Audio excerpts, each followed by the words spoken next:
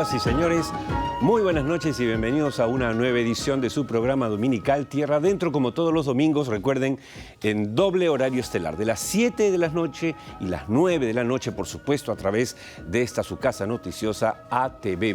Oscar Díaz les da la bienvenida y los invita, como siempre, a acompañarnos durante esta hora para intercambiar información, entrevistas, reportajes y datos de interés para ustedes.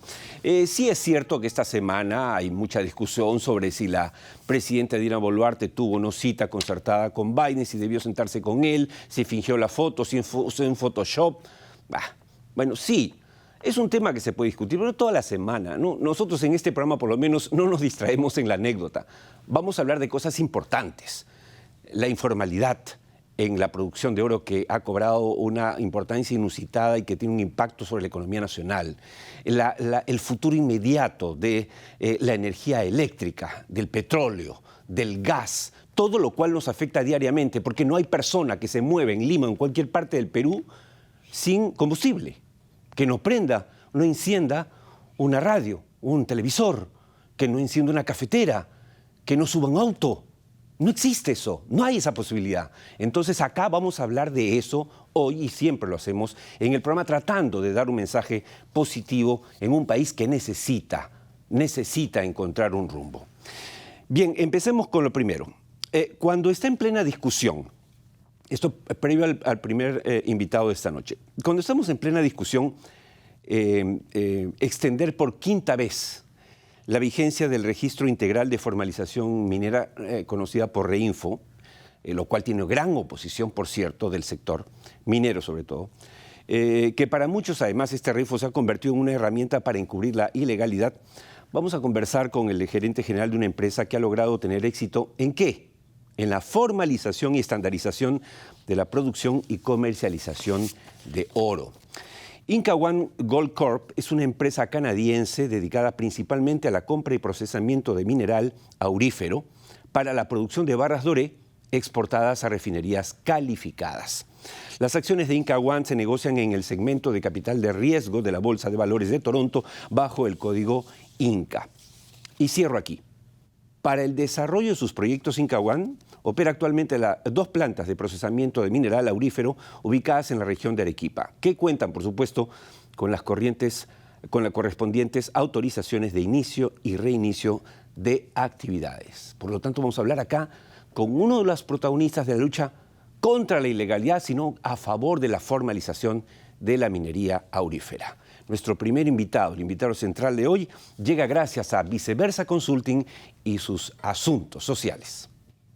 Líneas de base socioeconómicas, mapeos de actores sociales, planes de desarrollo local participativos, procesos de sensibilización social. En asuntos sociales, eso y mucho más es Viceversa Consulting, que desde hace 23 años gerencia soluciones.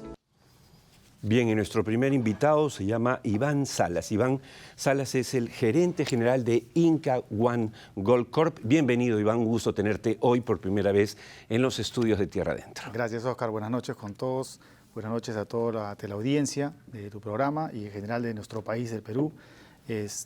Para mí es grato estar aquí en este conversatorio contigo, ¿no? Para nosotros también. Nos conocemos algún tiempo con Iván, y habíamos conversado cuando él recién estaba tomando las riendas de Inca One y era una suerte de aventura, ¿no? Él viene del sector básicamente financiero internacional. Yo le decía, ¿y qué haces metiéndote en minería? Es que no qué haces porque no lo haga, sino ¿por qué? Bueno, ahora nos va a contar un poco por qué y cómo ha avanzado esto. Ahora, se estima, Iván, que 1/3 de la producción aurífera del Perú es producto de la minería informal o ilegal. Que hay alrededor de 300.000 personas vinculadas a la minería artesanal en todo el Perú. Algunos dicen que 500.000, sobre todo de oro. Existen varias plantas de procesamiento de mineral aurífero en el país que compran mineral a los mineros artesanales y lo procesan para obtener barras doré, que son exportadas a diversas refinerías en el exterior. Pero el principal reto, y ahí vamos al tema, es la trazabilidad del mineral. Ese es el tema. Porque en el mundo hay minería ilegal, en el mundo hay oro ilegal, informal. Entonces, ¿cómo ha enfrentado este reto Inca One Gold Corp de Canadá en el Perú? Gracias, Oscar, por la pregunta y en efecto me gustaría comenzar con, como digo yo, con la parte más neurálgica y dura del segmento de la industria en la que estamos hablando, ¿no? Que es la pequeña minería y artesanal en la cual nosotros nos desenvolvemos como Incahuán. Existen segmentos dentro de ella, ¿no? Y indudablemente la ilegalidad es algo, la minería ilegal es algo que no nos vamos a tapar nosotros, y en las cuales la tenemos súper bien marcado, ¿no? Y identificado que es un no compliance para nosotros, ¿sí? Dentro de... O sea, no trabajan ustedes con mineros ilegales. Cero. Los que contaminan, los que tiran arsénico, etcétera. Y gracias por la precisión. En efecto. Porque hay confusión, tú sabes, sí, ¿no es cierto? Sí. Hay ilegal, artesanal, formal, ilegal. ¿Cuál es cuál? Correcto. Ilegal, desde ya es aquel minero o aquella industria que viene solventada por capitales totalmente desconocidos. Correcto, no tenemos una procedencia del dinero que digamos que soporta esas actividades y indudablemente generando contaminación medioambiental, trata de personas y todos, digamos, los delitos que nosotros conocemos. Eso es ilegal, eso es erradicado por nosotros como un no compliance y de preocupación nuestra también, compartida con las autoridades locales e internacionales de las que vamos a hablar más adelante. Proceso de formalización aquí, que es exactamente donde nosotros nos desenvolvemos y formalmente, y minería formal en pequeña escala. Proceso de formalización es aquel minero que cuenta con un RUC, en principio, que está totalmente inscrito en SUNAT, que tiene todos los permisos actuales vigentes, digamos, por la normativa que le corresponde, excepto un documento que es un contrato de explotación minera, ¿no? Que es el que se firma entre el propietario de la concesión minera donde los pequeños mineros están trabajando. Ese es el punto en el cual, el segmento en el cual nosotros venimos trabajando y venimos contribuyendo a saldar, digamos, ese requisito para lograr ser 100% formales, ¿no? Entonces, en el proceso de formalización vamos a encontrar ellos y aquellos informales son aquellos que no quieren ser formales, ¿correcto? No quieren, no hacen nada por ser formales. Probablemente no están en el plano de la ilegalidad total, pero no quieren dar el salto, ¿correcto? Entonces nosotros estamos en ese trabajo de concientizar y formalizar al 100% a este segmento que nosotros identificamos. Y un dato importante, que de todo de este sector, digamos, de pequeña minería, estamos hablando del 20% de la producción de oro global. Ojo, 20% de la producción de oro global viene de los pequeños mineros productores artesanales. Ese oro, por ejemplo, acabo de venir de la reunión global del London Bullion Market Association, y en este caso se tiene mapeado que solo el 1% del oro que es producido por minería de pequeña escala llega a mercados certificados o acreditados, ¿no? Dentro de ese 1% están... Y nosotros, están ustedes, como Incahuán, 100% de nuestra producción y nuestra exportación es enviado a una refinería acreditada con el sello de London Bullion. Yo siempre le digo a la gente, el oro que nosotros exportamos puede ser comprado por un banco central de reserva. Estupendo. Para aclarar, a ver, en el último Perumim al que asistimos, y nos encontramos ahí, por supuesto, Dante Vera informó, cuando hizo una exposición sobre el tema de la minería informal o ilegal, que el 92% de quienes están en proceso de formalizarse no son titulares de las concesiones, un dato, y el segundo, el 64% de mineros informales están operando en concesiones que pertenecen a terceros. Ahora, en este contexto que es complejo y hay muchos otros datos que preocupan, ¿cómo ha hecho Incahuán para convertirse en la primera planta de procesamiento en el Perú en firmar un acuerdo con la prestigiosa Swiss Better Gold, que en castellano, amigos, es el mejor oro suizo, digamos, en castellano, que tiene como asociados a las principales empresas de joyería y refinerías más importantes del mundo que adquieren oro de operaciones con trazabilidad reconocida, lo que hablamos? ¿Cómo han logrado esto? Correcto, sí. las cifras que mencionaste hace un momento, en efecto, hay información de distintas fuentes y distintos estudios, pero que alrededor, comparto, están muy próximos, en ese escenario en el cual nosotros nos desenvolvemos, vamos a encontrar, sí, que una concesión minera, por lo general, viene trabajando entre yo estimo por las prácticas que tenemos, entre 1 y 20 reinfos, ¿correcto? 20 mineros pequeños. Sin embargo, en la práctica, estos reinfos el área que utilizan dentro de una concesión no es más de 1% del total del área de la concesión, ¿correcto? Entonces, ¿qué encontramos? Estos mineros que tienen reinfo y que nosotros hemos identificado son mineros que son económicamente están trazados a efectos tributarios, todos tributan, todos tienen RUC, utilizan guías electrónicas, todas las transacciones que nosotros tenemos con ellos son electrónicas y bancarizadas, ¿correcto? Entonces, hay un mapeo total de las autoridades tributarias respecto a estos señores que están produciendo, que son pequeños productores, pero que les falta ese complemento, como mencionamos hace un momento, que es el contrato de explotación con el dueño de la concesión, ¿ok? Entonces, lo que no significa que ellos pueden exportar, que ellos pueden producir, pueden vendernos formalmente, ¿correcto? Porque la ley hoy los ampara. Entonces nosotros tenemos algunas prácticas que hemos implementado para lograr integrar al dueño de la concesión con los mineros que están produciendo con su reinfo y hemos logrado que se firmen estos contratos en concesión en los cuales se han formalizado 100%. ¿Ok? Sumado a eso, nosotros tenemos un proceso de due diligence que, además de la parte documentaria, nosotros llegamos al punto de origen para evidenciar la trazabilidad correcta y genuina de los minerales que nosotros compramos, ¿correcto? Entonces, cada exportación nuestra contempla toda la información GPS desde el punto de salida del mineral, documentado fotográficamente, con videos y todo, para acreditar la procedencia genuina del mineral, ¿correcto? Entonces, eso es. Y con eso es bueno aclararlo porque todos recordarán, amigos televidentes, la película Diamantes de Sangre de Leonardo DiCaprio, donde se ve pues todo este tema tan terrible de la producción, de la explotación de diamantes en África.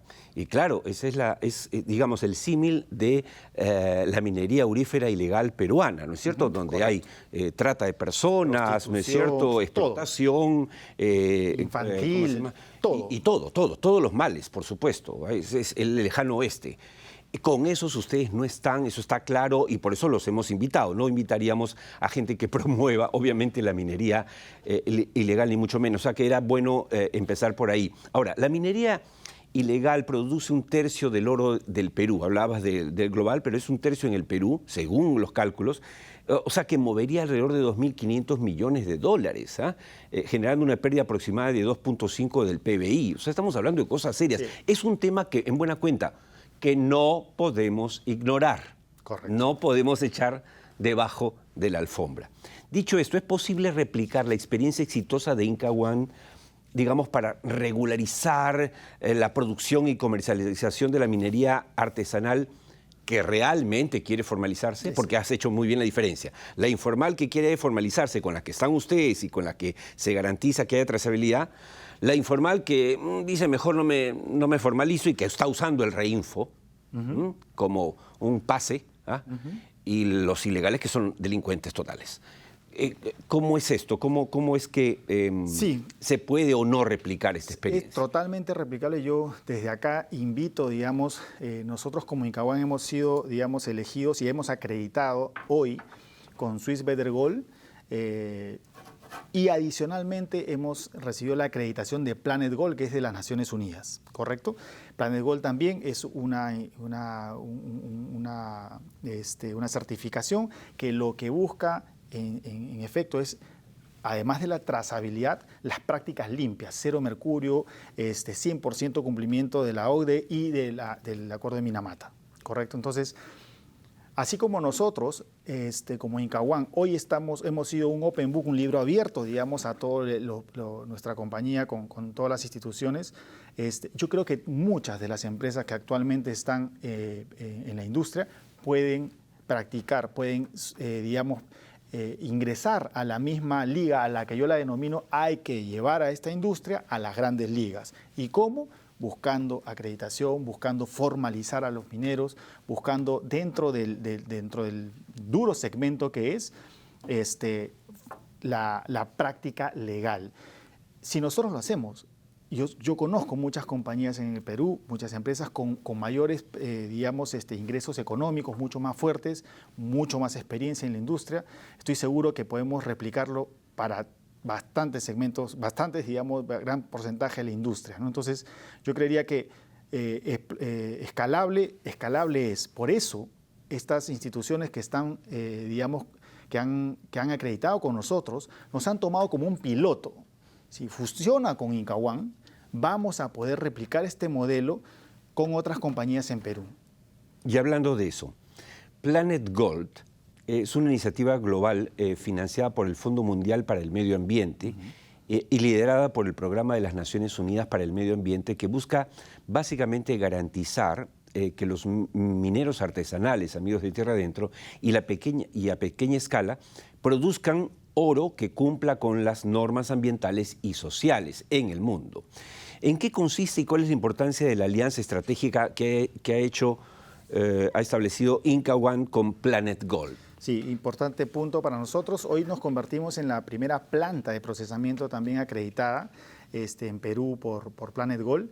En lo que buscamos es adicional sumar esfuerzos con ellos a promover la práctica libre y cero mercurio, cero contaminación, pero adicionalmente a ayudar a los mineros, a los pequeños mineros, en la inclusión de la cadena productiva formal a crecer, pero teniendo acceso a líneas de financiamiento, ¿correcto? Es uno de los problemas también. Que es la base de la ilegalidad. Claro, porque si no encuentran financiamiento formal, se van exactamente a los agiotistas y es todo un tema. Y uno no sabe de dónde viene ese dinero. Entonces, hoy nosotros identificamos que buscando un partner, buscando otro stakeholder que pueda sumar, ayudamos a formalizar a estos mineros. Que, ojo, yo les puedo mostrar toda mi lista de clientes. Para mí, mis mineros son mis clientes. Les digo, sí, todos reciben su dinero, su plata, su pago con una factura electrónica, mediante una factura y un pago en un banco, ¿correcto? Todo nada trazable. Es a la mano, cero. No. Todo es hasta el último centavo es trazable en nuestra compañía, ¿correcto? Entonces, esto sumado, digamos, a algún garante o a un promotor como Planet Gold, se integró Caja Ica, por ejemplo, en un programa que se llama el Crece Minero, ¿correcto? Que busca ayudar y financiar, ¿no?, con líneas de crédito accesibles, a costos razonables para ellos y poder tener un crecimiento de la industria sana, ¿correcto? Entonces, es uno de las... Lo segundo, adicionalmente, prácticas de producción. Si hoy es cierto, ellos producen con cero mercurio y están con prácticas ambientales correctas, es darle tecnología, ¿correcto? Porque existe tecnología en el mundo, es disponible y hay muchas instituciones en el mundo preocupadas naturalmente y genuinamente en prácticas ambientales seguras. Y mediante ellos nosotros vamos a acceder a canalizarlos para que puedan crecer de manera segura y sostenible. Hace poco comentamos aquí, hicimos incluso un contacto con el alcalde de un distrito pequeño de Nazca, porque se realizó allá un encuentro de minería informal con el propósito justamente de formalizar. Entiendo que también en Madre de Dios quieren incluso el gobernador impulsar eventos para formalizarse. O sea, esto es bien delicado. Este tema que hemos tocado, hoy te agradezco mucho la invitación, que es la primera y no la última, es muy delicado, pero hay que tocarlo, porque acá no estamos promoviendo ni promoveremos nunca la minería ilegal. A la minería ilegal hay que perseguirla, hay que meterla a la cárcel, y las que cometan todos los delitos que sabemos. El minería informal hay que crear, lo que se llama el Puente de Plata, hay que crear alternativas para la formalidad, que es un poco lo que ustedes han llegado a hacer y están haciendo y que está reconocido mundialmente. Yo por eso te he invitado hoy, te hemos invitado y te felicito a ti, a Iván y a la empresa que representas por este esfuerzo, porque efectivamente en 10 años del Reinfo, por ejemplo, teniendo algo de 500.000 de mineros informales, no puede ser que se hayan registrado pues 16.000, 15.000. ¿Qué es 15.000 de 500.000? Sí. Entonces, quiere decir que algo no está funcionando. Y nosotros no está tenemos 300 a 350 activos. 350 activos que tienen negocios que tienen Reinfo, con nosotros. Pero que sí están funcionando y que son los que sí quieren hacer el... Y hay muchos más que quieren, ¿no? Claro. Hay muchos más que quieren. Pero esa foto es la real, es la cruda realidad. Estamos hablando de... Pero deberían haber 100 Incahuán aquí, haciendo ese esfuerzo. Correcto. Deberíamos sumar esfuerzos y cuando hablamos de la informalidad y hablamos de la... Lo extrapolo al país. Hoy, 80% es... Era 70, cuando yo hablaba con Hernando de Soto, antes de que sacara su libro, El otro sendero en el 83, wow, ¿cuánto tiempo? Yo veía los primeros informes de Hernando de Soto y decía, este es el tema, la informalidad. Pero 83, si estamos 2023, o sea, 40 años después, no hemos avanzado nada. Y no solo no hemos avanzado, sino que el 70 se ha convertido en 80%. Y 15 años atrás, cuando estaba haciendo mi maestría, decíamos 75. O sea, y hoy estamos hablando ya de 80, ¿no? Pero el ejemplo es, quiero ver el vaso medio lleno o vacío, ¿no? Entonces, hay oportunidad y esa es la esperanza de nuestro país, que podemos llenar ese vaso y podemos hacer unos grandes cambios. De acuerdo. Trabajo de todos. Amigos, ha sido Iván Salas, gerente general de Incahuán Gold Corp, contándonos su experiencia, no la del vecino, la de él, mostrándonos que es posible, absolutamente imposible, en el que muchos son descreídos, que tenemos 1000 defectos, es posible formalizar también a la minería artesanal. Y se está logrando. Así que vamos en este programa a seguir apoyando la gran minería, a la mediana minería y a la pequeña minería que quiere crecer.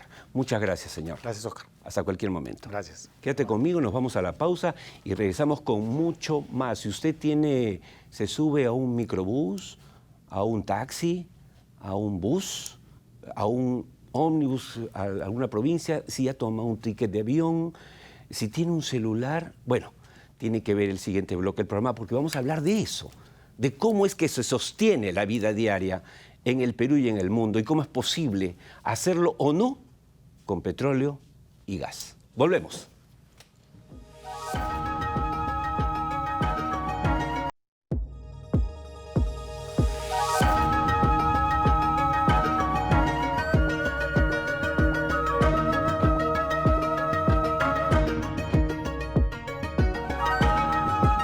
Amigos, empezamos el segundo bloque del programa de hoy rápidamente. La semana pasada tuvimos como entrevistada a Cecilia Ravich. Cecilia Ravich es vicepresidente de sostenibilidad de Southern Peaks Mining. Integra esta nueva hornada, esta nueva generación de mineras, en este caso mujeres, y ha sido muy, muy enriquecedor conversar con ella. Simplemente lo mencionaba porque la semana pasada, por equivocación, pusimos que ella era la gerente de asuntos ambientales, cuando en realidad es la vicepresidenta de sostenibilidad de Southern Peaks Mining, ahí la vemos en pantalla, a la cual reportan la gerencia de asuntos sociales, ambientales y de relaciones institucionales. Así que simplemente queríamos decirlo correctamente. En buena cuenta, al César lo que es del César y a Cecilia lo que es de Cecilia. Por supuesto, esperamos tenerla nuevamente en el programa. Dicho esto, vamos a lo siguiente.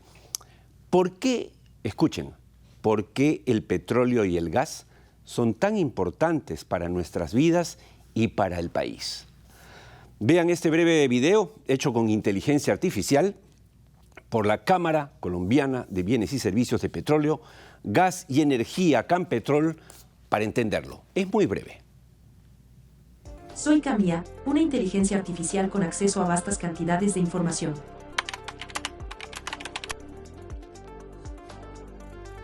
El petróleo y el gas son la principal fuente de energía en el planeta. Nuestras vidas, bienestar y la mayoría de actividades dependen de estos dos productos. Su ausencia traería graves consecuencias. A pesar del crecimiento de la movilidad eléctrica, más del 90% del transporte mundial depende de la gasolina y el diésel.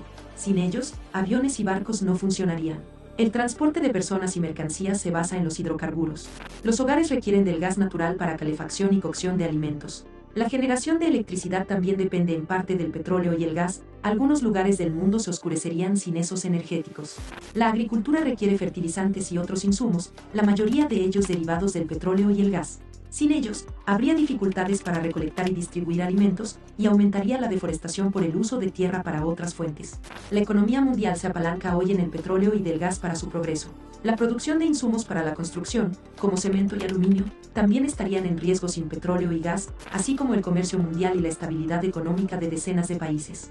La petroquímica también se sustenta en los hidrocarburos y de allí obtenemos miles de productos esenciales para la vida, la salud y el bienestar, desde computadores y teléfonos hasta productos médicos. El petróleo y el gas han mejorado la forma en que nos alimentamos, nos cuidamos, nos relacionamos, nos vestimos y vivimos. Sin ellos, volveríamos a usar métodos más contaminantes para cocinar como leña y carbón.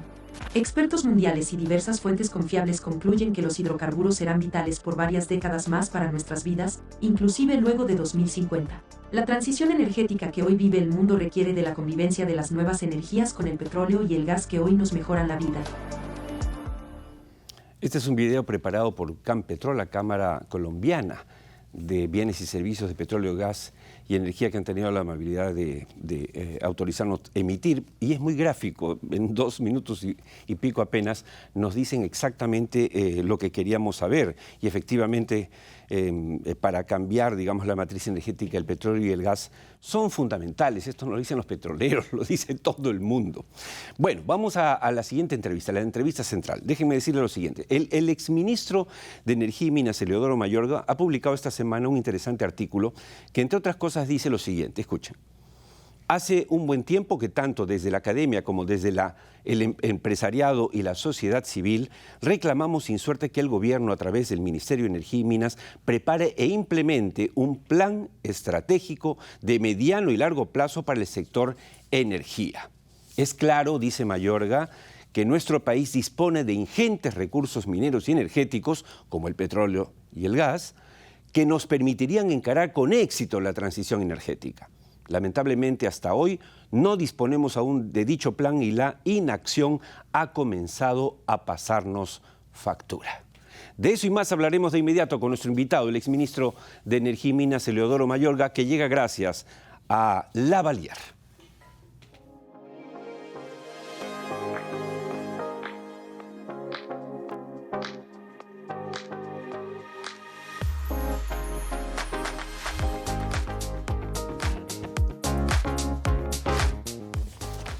Bien, y ya está con nosotros nuestro siguiente invitado, el exministro de Energía y Minas, Eleodoro Mayorga, que además, cuando él era ministro, en 2014 justamente se lanzó lo que se llamó el PMRT, es decir, ¿no es cierto?, la nueva refinería de Talara, que hoy es una realidad, ya empezó a operar y estamos seguros que operará a full en muy pocas semanas o meses. Buenas noches y bienvenido al programa, Eleodoro.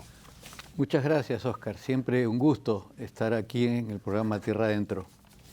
Bien, vamos con el primer tema. La electricidad de bajo costo, que fue uno de los motores del crecimiento en las últimas 2 décadas. Sin embargo, aún en medio de la recesión, ¿qué ha pasado? Que en medio de la recesión el consumo de electricidad y de combustibles sigue aumentando, ¿no? Uno ve los índices y dice, oye, cayó, ¿no? Ha habido recesión, hay recesión, pero no para de crecer. Es increíble. Esto nos estaría, pregunto, Eleodoro, nos estaría condenando a importar más combustibles a mayor costo y más contaminantes, ¿o estamos listos para satisfacer esta creciente demanda? Bueno, el sector de la energía, como muchos de los sectores en nuestro país, no tiene un plan, no tiene una visión de mediano o largo plazo. Vivimos de la coyuntura. Y aquí en el sector de la energía hace ya una década que no se invierte en serio. Así es que lo que se ha hecho en términos de energías renovables es insuficiente y no resuelve el conjunto de necesidades del sector eléctrico. El gasoducto, que debía traer gas para generar electricidad, hace más o menos 8 años está parado. Y con la sequía, la hidroelectricidad ha comenzado a darnos un menor aporte. En consecuencia, vemos que poco a poco estamos importando más diésel, combustible, costoso y contaminante. El fenómeno del Niño que se acerca va a empeorar las cosas. Vamos a contar aún con menos hidroelectricidad. En consecuencia, es momento en que veamos seriamente la necesidad de que nuestro país tenga un plan, una visión para resolver estos problemas. Como bien dices, tenemos recursos, gas, tenemos minerales, tenemos muchas cosas para sacar provecho de esta transición energética. Necesitamos que se haga este plan y que juntos, academia, sector privado, sector público, empresas, elaboremos una visión de lo que queremos hacer con nuestro país en este proceso de transición. En ese contexto, Perú es sin duda, pertenece, digamos, a un grupo de países que emiten comparativamente en el mundo una cantidad bastante pequeña de gases de efecto invernadero, ¿no? Esto no solamente por el tamaño de la economía comparado obviamente a China, a Estados Unidos, etcétera, etcétera, sino también a la estructura de su balance energético, en donde destacan el gas, la hidroelectricidad y gradualmente las renovables. A pesar de este privilegio, ingeniero Mayorga, tenemos a buena parte de nuestra población que cocina con leña, que no tiene calefacción, que se muere literalmente de frío todos los años. ¿Por qué? ¿Qué hemos hecho mal? Bueno, tenemos que hacerlo. O sea, mirar hacia el futuro con este punto de partida, una matriz energética limpia, nos permite mirar hacia adelante poniéndonos objetivos mucho más grandes que la simple descarbonización. O sea, todos los países miran la transición energética con la idea de reducir exclusivamente las emisiones.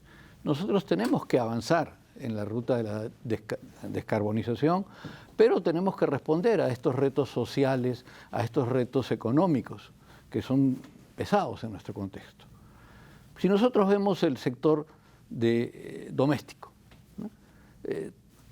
Hemos visto que hay una escalera, una subida en la calidad de los combustibles a lo largo del tiempo. O sea, nuestras abuelas cocinaban con leña, con carbón. Hemos pasado a un periodo en el cual en todas las casas se cocinaba con querosene. Hoy día los sectores urbanos, las grandes ciudades disponemos de gas sea en cilindros o ya de gas. Entonces tenemos que pensar de que hacia adelante vamos a seguir creciendo. No vamos a saltar y pasar a otro tipo de situaciones. Lo lógico es que hagamos un esfuerzo para convertir este sector de consumo a una solución sostenible. Yo no creo que a través de ductos virtuales vamos a resolver el problema en todas las ciudades del país. Acá necesitamos ductos para de manera sostenible asegurar combustible limpio a todo nuestro país. Este es el siguiente paso. Claro. Así como el sector doméstico, tenemos que pensar en el sector industrial, en el sector transporte. ¿De dónde estamos? ¿Hacia dónde tenemos que llegar? Sí, pues sí, no hay norte, no hay norte. Yo siempre digo que en el Perú básicamente riquezas no faltan. Lo que faltan son dos cosas, visión y liderazgo. No hay visión, incluyendo el sector desde hace años, no desde hace 2 meses, y no hay liderazgo. Un tema importante en el debate energético, ingeniero Mayorga, en el debate energético peruano específicamente, es la participación del Estado en el sector, ¿no? En particular de la empresa petrolera nacional Petroperú, que actualmente está actuando ya en el downstream, que se llama, para que sepan los televidentes, esto es decir, en lo que es refinación y comercialización, se llama downstream, pero ahora, y más aún ahora con la operación de Talara, de la refinería Talara, de la nueva refinería Talara. Pero la pregunta, ¿está usted de acuerdo con que Petroperú, usted ha sido ministro, ha sido además gerente también, ha estado años atrás en Petroperú, pero está de acuerdo con que Petroperú vuelva a la exploración y producción de petróleo, o sea, al upstream, acompañado en este caso de empresas privadas, aunque sea temporalmente? ¿Usted cree que es lo adecuado? O sea, Petroperú, como cualquier empresa petrolera, tiene que tener el íntegro de la cadena para poder compartir riesgos y para poder tener las utilidades que se necesitan para enfrentar y desarrollarse ante este reto de la transición energética. Es normal que Petroperú vuelva a tomar en operación los campos. Este regreso, obviamente, dado el endeudamiento que tiene que ser gradual, comenzando por las zonas en las cuales hay reservas probadas, existe producción, Este es el caso de los campos en el noroeste, en los cuales la población está a la espera de mantener sus niveles de empleo. Otra cosa es las zonas en selva norte, donde también se tiene que regresar a operar. No es posible que nosotros abandonemos todo el territorio de la explotación petrolera a lo que justamente conversaban en el segmento anterior, a la minería ilegal, a la tala ilegal. O sea, es muy importante que la empresa petrolera vuelva a tener operaciones. Una de las cosas que sucedió últimamente, que me parece muy importante, ha sido la captura de un primer grupo de personas que dañaban intencionalmente el oleoducto, una pieza clave para la explotación de estos campos en selva. Yo creo que no todo es negativo últimamente. Yo espero que el nombramiento de un nuevo viceministro sea la oportunidad para que el sector vuelva a tomar fuerza, vuelva a ser considerado, se coordinen las operaciones. La semana pasada fue muy interesante escuchar, por ejemplo, en estos intercambios que tenemos entre los petroleros, a Petrotal. La manera como ha podido desarrollar tecnologías de perforación dirigida, tecnologías para separar fluidos de distintas viscosidades. Y con ello petróleo pesado, además, ¿no? Claro, y con ella ha logrado convertirse en el primer productor nacional. Así es. Esto se puede reproducir en todos estos bloques en la selva. O sea, la participación de Petroperú tiene que hacerse en función de los riesgos, en función de las inversiones y en función de las capacidades que tenga. Pero también hay que pensar de que esta empresa no puede seguir siendo el fruto de los políticos. Claro, el botín. Así es. O sea, es muy importante de que la empresa tenga un nuevo esquema de gobernanza. Es muy importante que los cuadros, al menos, que integren el directorio y la plana gerencial, sean escogidos por méritos. Yo creo que es esto lo que tenemos que mirar hacia adelante, ¿no? Ahora, el presidente de Petroperú, Pedro Chira, y también el ministro de Energía y Minas actual, Óscar Vera, han afirmado que Petroperú está atravesando un punto de inflexión, ¿no? Que si bien sus estados financieros a septiembre, efectivamente todo es público, arrojaron pérdidas, una vez que arranquen las unidades de conversión de la refinería Talara, las finanzas deben pasar a positivo en lo que resta del año, mejorar el 2004 definitivamente y, digamos, consolidarse progresivamente. Usted que conoce el negocio y que conoce también los dos lados de la mesa, la privada y la pública, ¿coincide con ellos en esa lectura? O sea, yo creo que Petroperú, delante de esta campaña bastante agresiva que vemos en contra de su existencia, tiene que salir a los medios y explicar cuál es la situación financiera que tiene, cuáles son sus proyecciones a mediano y a largo plazo, cómo ve la evolución de sus ventas, cómo ve sus cambios en el camino de las mejoras de gobernabilidad y cómo esto va a traer como resultado mejoras financieras. Para hablar un poco del proyecto de refinación, en el 2014, cuando se dio el banderazo para sacar adelante este proyecto, dicho sea de paso con una ley, se estimaban las inversiones en el orden de 4.000 millones, de los cuales 2.700 era el contrato principal con técnicas reunidas para las unidades de proceso, 800 millones eran las unidades de servicio que iban a ser tercerizadas mediante concesiones a privados y 500 millones, grosso modo, era una suma que debía aumentarse de costos propios de Petroperú. Bueno, lamentablemente llegó el COVID y se retrasaron muchas partes del proyecto, no se licitaron oportunamente estas unidades de servicio y se sumaron gastos financieros a esta situación. Esto ha traído que la inversión hoy en día esté en 5.500 millones. Y como tú dices, Petroperú va a tener que comenzar a trabajar, va a tener que comenzar a producir.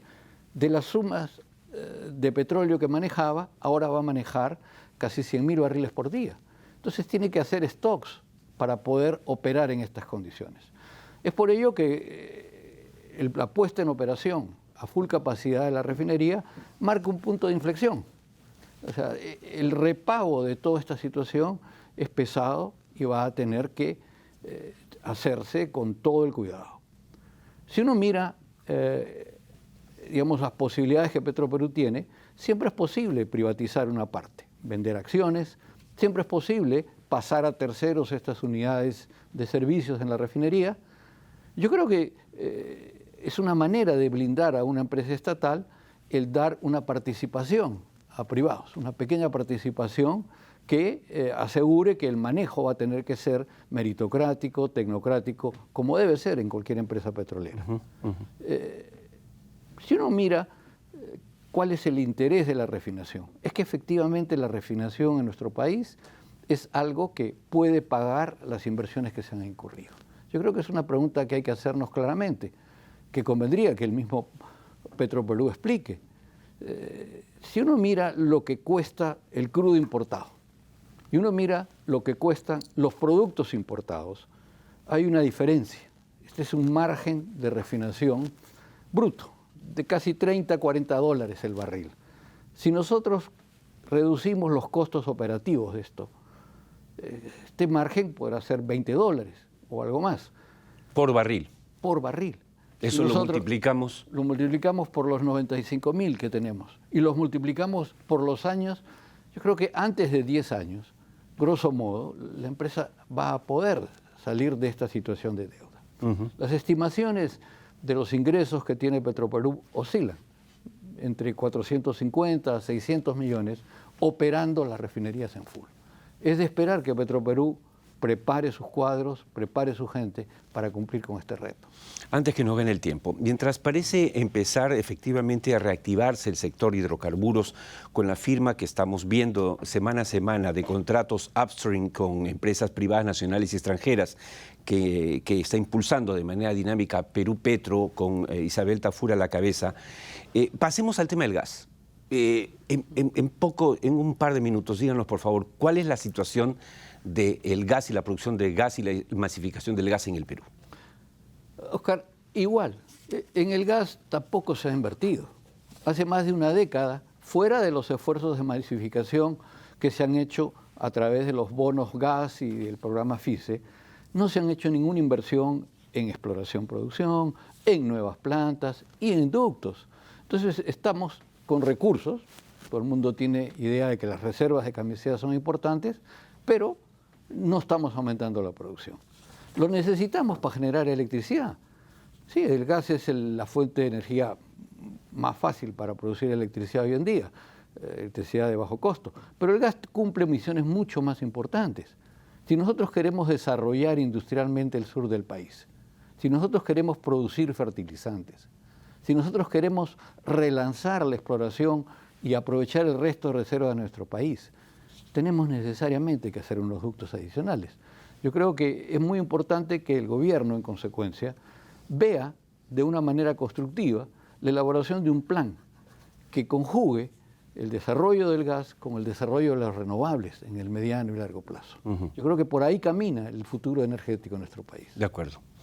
Me quedo con el párrafo final del artículo de nuestro invitado, publicado esta semana, de nuestro invitado Leodoro Mayorga. Dice lo siguiente: falta evaluar de manera seria las opciones que tiene Perú con todos sus recursos, frente a los cambios que a mediano y largo plazo se darán en la demanda y en el suministro de energía a nivel mundial. Postergar esta tarea es condenarnos a perder recursos, perder soberanía y a tener un desarrollo por debajo de nuestro potencial. Muchas gracias por haber estado con nosotros, como siempre. Gracias. Aleccionadora conversación. Muchas gracias. Quédese con nosotros, nos vamos al corte con nuestro segmento de pase a comercial Volver al Futuro. ¿Saben ustedes que cuánto aumentará el uso de paneles solares de acá al 2030 nomás? Se va a sorprender con el dato. Y luego volvemos con mucho más desde los Estados Unidos.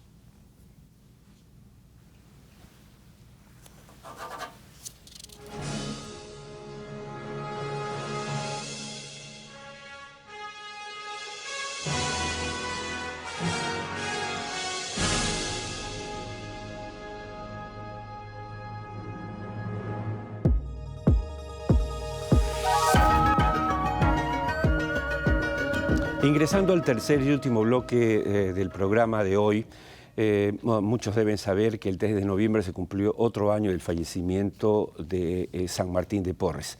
Aprovechando esta ocasión y siendo este su mes, quiero aprovechar también para reiterar una invitación a mis amigos, sobre todo del sector minero, petrolero y energético, para asistir al evento benéfico Pan y Vino que organiza la obra social Casa de San Martín de Porres, que dirige el padre dominico Cristians Guatay, que tuvimos aquí en el estudio hace algunas semanas.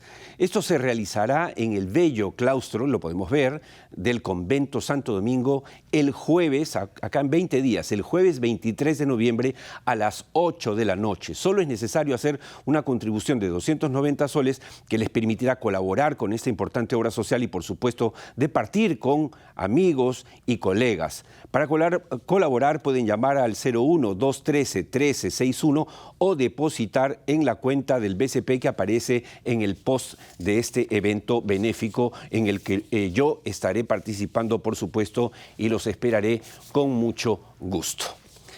Dicho esto, nos vamos a la última parte del programa y nos vamos hasta Nueva York para el segmento desde Wall Street, que llega, como siempre, gracias a GCG Advisors.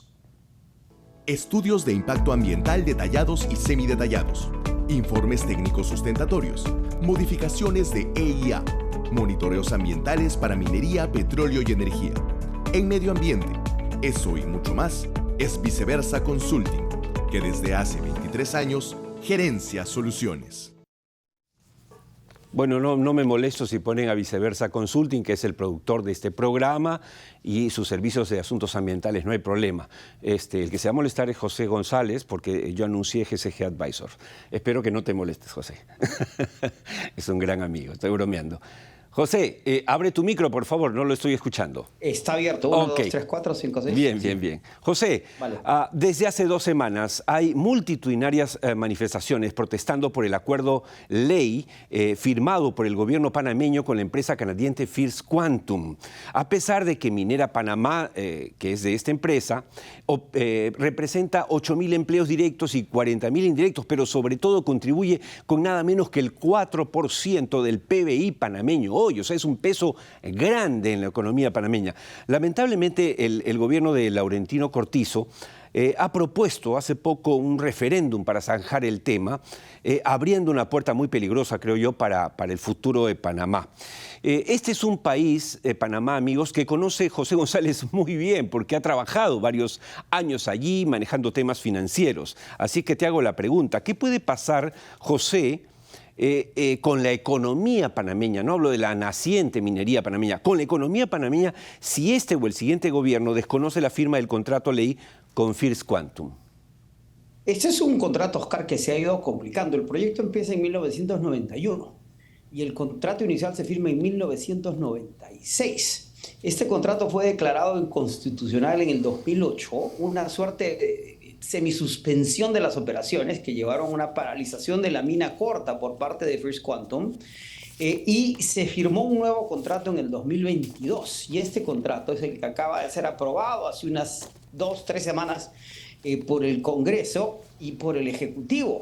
Y esa segunda aprobación del contrato, la primera inconstitucionalidad, se dio por una serie de razones técnicas, y era un contrato que era muy generoso con la minera, porque probablemente cuando se inicia el contrato en 1996 hay una serie de facilidades para la mina, pero la mina ya una vez en exploración ese contrato debe haberse revisado, y en efecto ha sido revisado. Y una vez aprobado se han generado masivas protestas en el país, y es donde el presidente Cortizo propone un referendo para aprobar o no el contrato, que es lo que ya es una ley, que es la ley 406. Sin embargo, el Tribunal Electoral de Panamá llama al referendo para el 17 de diciembre, dice que no están listos para hacer un referendo el 17 de diciembre, y por otro lado señala al Tribunal Electoral que el contrato está sujeto a varias demandas de inconstitucionalidad, 4 o 5 de ellas. Esta noche el Parlamento panameño ha decidido no revocar el contrato y que se siga el curso de la inconstitucionalidad. Ahora bien, si el contrato era inconstitucional y se constitucionalizó y se aprobó, ¿cómo podría ser declarado inconstitucional nuevamente? Sí, claro. Ese es el problema. Claro. Y probablemente el contrato continúe. Sin embargo, ¿qué sucede cuando el presidente Cortizo anuncia este referendo el domingo en la noche en un discurso de 1 minuto y 20 segundos? 26 segundos, el precio de la acción cae 50%. 50%. Se acaba de recuperar, es 50%, se acaba de recuperar esta noche 27% del 50% en base a las últimas noticias. Como señalas, First Quantum representa casi 5% del Producto Interno Bruto de Panamá. 1% neto del ingreso fiscal, 75% de las exportaciones. Es casi tan importante como el canal. Como señalabas, emplea 10.000 personas directamente, 40.000 directamente. Es el 1,5% de la oferta de cobre global. Es una mina importante, ¿sí? Y si se cerrara la mina, tú sabes que por temas medioambientales tampoco se puede cerrar una mina como se cierra un puesto de camotes en el mercado central. Si se cerrara la mina, el impacto sería tremendo. Además, porque al declararse inconstitucional un contrato que ya es constitucional, se le serviría el plato a First Quantum para que iniciara un proceso de arbitraje internacional. Que va a ganar de todas maneras. Y que va a ganar. Y se hablan de que la demanda podría ser entre 30 y 100 mil millones de dólares por lucro cesante, daños y prejuicios. Panamá perdería su grado de inversión por una cuestión de confianza en la ley. Panamá, que ha crecido 5 o 6% al año, dejaría de crecer, ¿sí? Y representaría una serie de problemas para el país inmensos. Ahora, hay un ángulo peruano. First Quantum compró 55% de la granja a Río Tinto, que había dejado de desarrollar la granja por el capital que invirtió en su mina en Mongolia.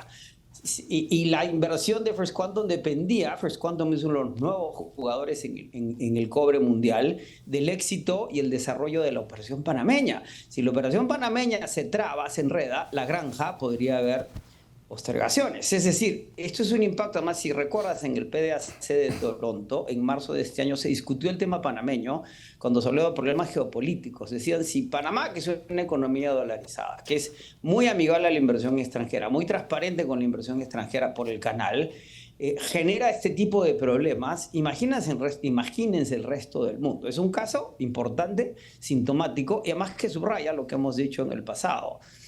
Los temas medioambientales y sociales son un tema permanente para las mineras. Ninguna compañía se puede descuidar en ese frente porque podría suceder lo de Panamá. Y hay una ley propuesta al Congreso para prohibir la minería metálica en Panamá. Hay 5 proyectos en marcha, 35 proyectos en desarrollo, y nadie se ha puesto a pensar los efectos que tiene eso. Y para terminar, esto coincide con que el nivel de agua en el canal ha bajado, le echan la culpa a la mina.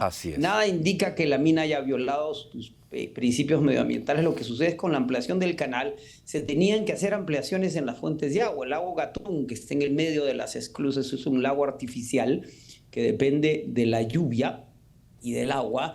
No se hicieron esas inversiones. Probablemente la sequía tiene que ver con el calentamiento global por la falta de inversión en infraestructura que con la mina directamente. Y First Quantum tampoco ha manejado el tema lo más inteligentemente posible. Y como sabes, Panamá no tiene un ministerio de minería, sino es un subministerio dentro del Ministerio de Comercio. Es decir, esto es como una comedia de grandes errores. Sí, Panamá tiene, para que sepan los amigos de Tierra Adentro, el Viceministerio de Recursos Naturales. Es el que tiene que ver con el sector minero. O sea, no hay un ministerio, está dentro del Ministerio de Comercio. Es para que veamos que efectivamente estamos hablando de un país que está en la protohistoria de la minería. Es decir, por esas cosas del destino existe Minera Panamá, pero no hay realmente un marco legal fuerte. Se está construyendo, se estaba construyendo.